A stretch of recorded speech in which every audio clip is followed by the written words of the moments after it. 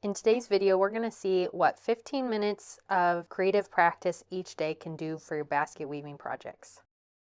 The idea of 15 creative minutes every day or a creativity practice is not something that's unique to me or something that I came up with, but it is something that we created an ebook and a kind of challenge around last year on the Textile Indie channel, our sister channel, and we put together your daily creative practice. This is a 31-day journey through how to develop a creative practice, and it can take as little as 15 minutes a day. I did this challenge last January and found it really helpful to work through my works in progress stash, make some momentum or gain some momentum on those projects. I shared another video all about this on the Textile Indie channel. You can see that linked here and in the description below.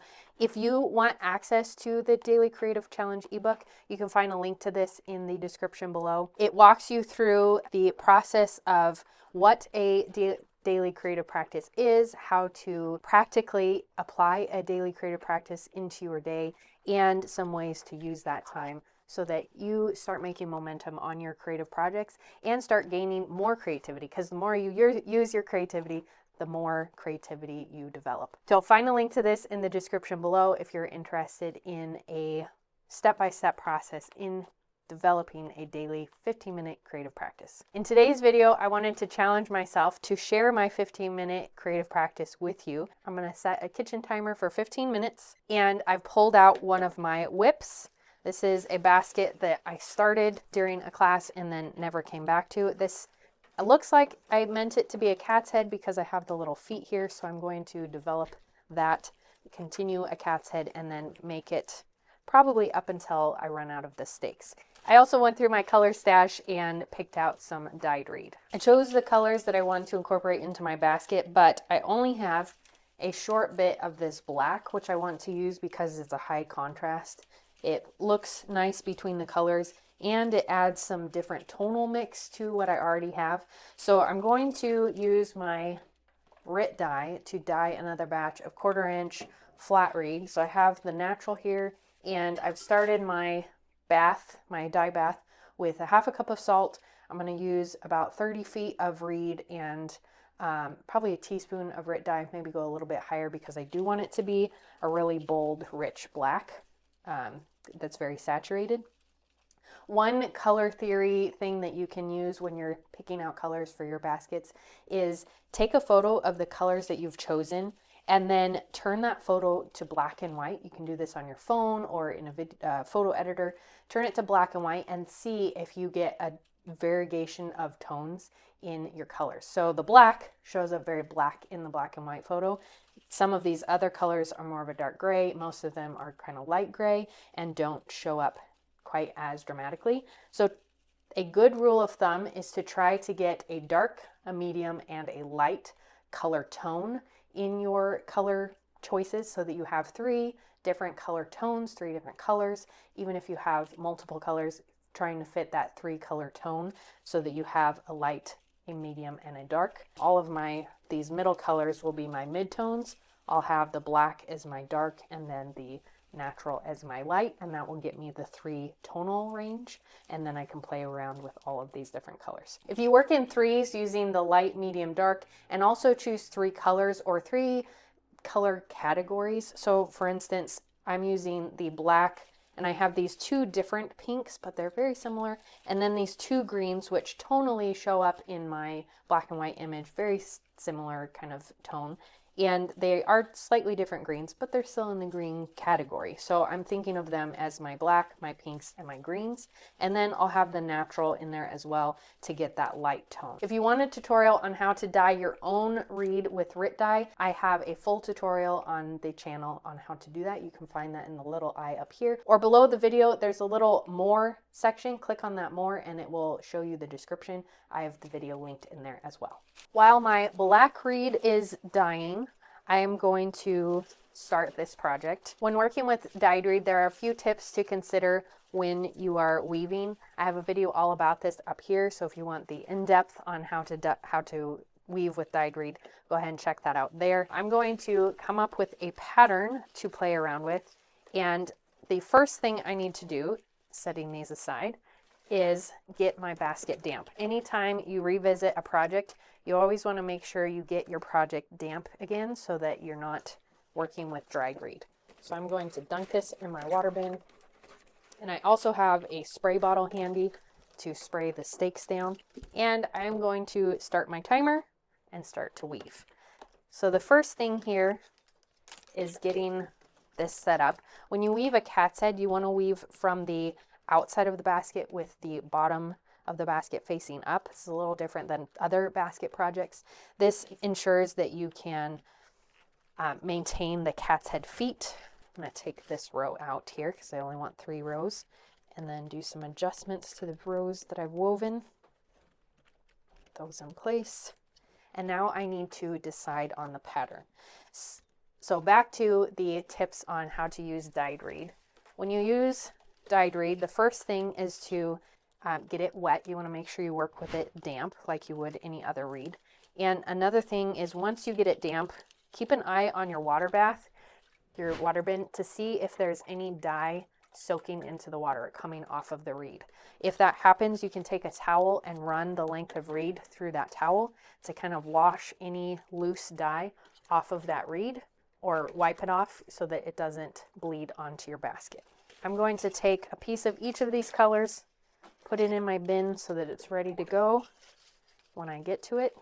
I'm also going to do a little sample to see the pattern that I want to create. One way you can plan out your pattern, especially if you're using color or different sizes of reed, is to do a little weaving swatch on one side of your basket. So I have the stakes up here. I'm going to practice my design and just play around with some orders. So what I'll do is I'll weave the pattern into my basket like this, just on the one side, just a few stakes, a few under over, so I get an idea of what it would look like across the wall.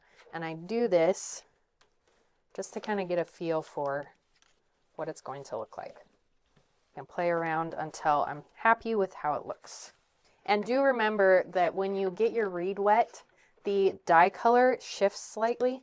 So while it's wet, you may want to take a reference photo, or sorry, when it's dry, take a reference photo so that you know what it looks like, so that when it's wet, you can reference that photo and see, okay, like this mauve is a lot more orangey and a lot darker right now than it is when it's dry. It's more pinkish than this orange color. So it'll give me a sense of what I'm going to end up with. I didn't like that order, so I'm going to play around with this. Also, this coral is much deeper in color right now than it is when it's dry, so I'm keeping that in mind as well. And I'm just using both ends of each piece of reed to do this, so you'll grab one end for one strand and then the other end for the other strand so that they're looped like this guy to get that sense of pattern. Yeah, that looks nice. I think I'm going to go with this. So once you have your pattern established, you like how the colors lay out and how they look, take a photo of that for reference, because as soon as you take them out, you can start to forget what you created. There are 3 things about a daily creative practice that I find really helpful to think about and remember as you are starting a habit or establishing the habit of having a daily creative practice. And the first is consistency is more important than huge expectations. And what I mean by that is that if you expect yourself to set aside an hour a day to be able to do something creative, the potential for that to fail is a lot higher than if you set a 5 to 15 minute goal for each day. Something small that's achievable that you can be consistent at is really valuable. And I'll talk about some reasons why here in a minute. But if you set yourself up for something that you can't maintain on days when you're busy, then it's going to be harder to build consistency and to develop that habit. So finding something that is maintainable, that you can be consistent at, is really valuable. Which leads me into my next reason for being consistent, which is that consistency breeds progress. Okay, I gotta grab my pink. So when you have a habit or something that you're doing every single day, and when it's specific to weaving a basket, if you have 15 minutes a day to work on a basket project, you pull out that project, you get it wet, even if you only weave 1 or 2 rows in your 15 minutes, the benefit of doing it consistently, even for a short period of time, is that you're building progress, that you can continue, that you gain momentum, you can kind of stick with it and remember where you're at. One of my biggest problems with not having consistency is that I'll set a project aside for a period of time, and then by the time I get back to it, I'll kind of forgotten where I'm at. And if I didn't take good notes, or it's a complicated pattern or something, it can take your entire creative practice time to get reoriented, figure out where you're at, and then get restarted. So being consistent, doing something every day, means that there's less of that. You can more easily remember things one day to the next than you can months or weeks between sessions. So having that continuous small amounts of progress that you can do every day is very helpful. I do have a cat's head basket tutorial here on the channel. I'll put that up in the cards, up in the little eye, if you're interested in learning how to weave a cat's head bottom. It's a fun basket shape, kind of gives you a little propped up base. It's a little bit different than your typical square or rectangle basket, because it just kind of ends up slightly unique shape that's fun to work with. A third reason that I really value having consistency in creative practice is that consistency develops confidence.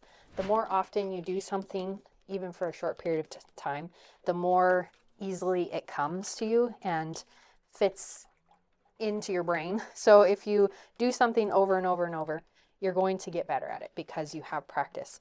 And if you do something, even if you're not necessarily having to practice it, if it's weaving a basket and you're not really even learning a new technique necessarily, you're still gaining confidence in the fact that you spent time to work on your project, and you're gaining momentum, you're gaining progress, you're seeing your thing develop and grow, even in a short period of time.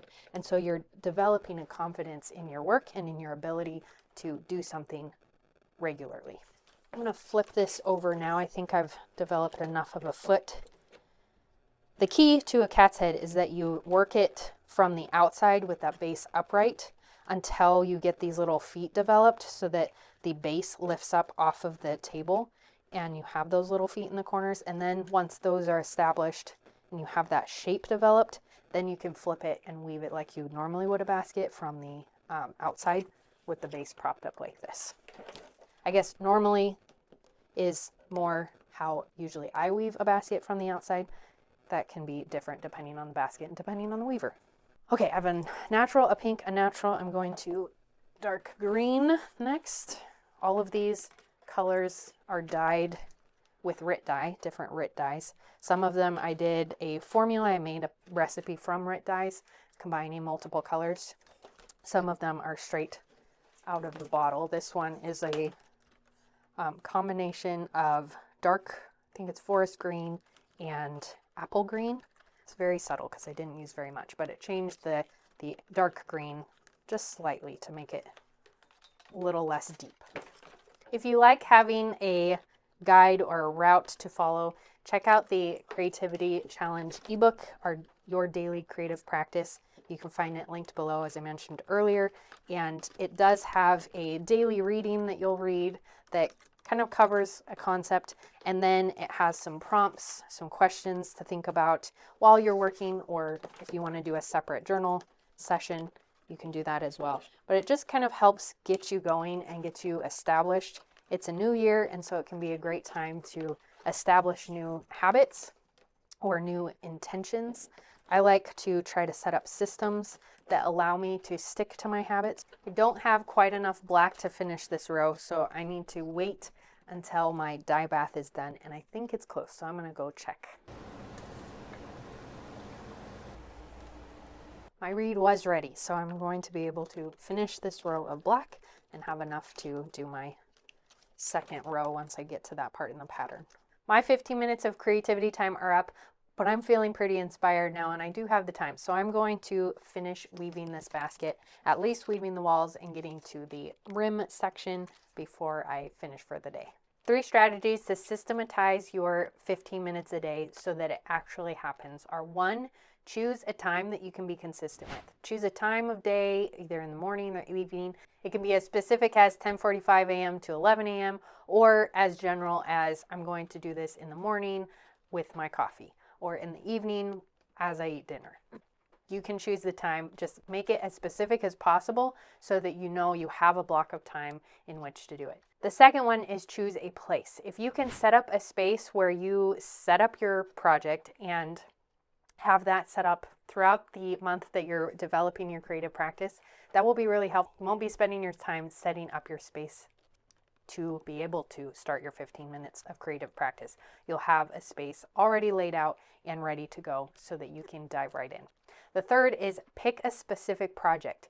If you especially are first starting out, then you want to choose a project, ideally one that you've already started, so you already have some progress on it, and stick with that project for as long as the 31-day challenge or until you finish that project, whichever comes first. And then you can choose another project, incorporate that new project into your system. But setting or choosing one project at a time allows you to, you already have a time block, and set up a space that's specific to that project. And then you have a project so that you know what you're coming back to each day, and you can track where you're at because you're doing the same thing each time or working on the same project each time.